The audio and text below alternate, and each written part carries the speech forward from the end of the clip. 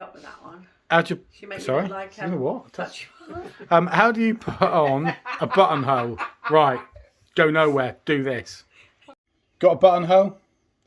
Got a blooming great big pin. How do you sort out the buttonhole? Right.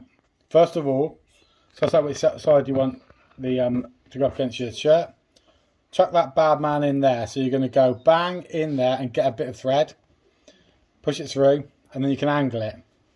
With that angled bit, then you can then punch the pin through your shirt and out the other side, like that.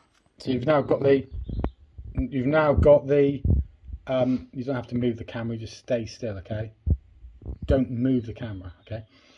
You then goes in and out. You then bring the pin towards the top. Then with your thumb, press the pin in tight against the stalk. Push up at the bottom, and then the pin will then connect with the stalk at the top.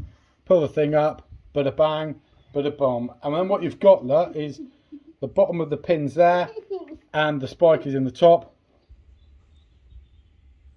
Catch you guys on the. What do you call these things? Flip side. What are these things called? Button-o, schmutton-o, flip side. Button-o, you mean?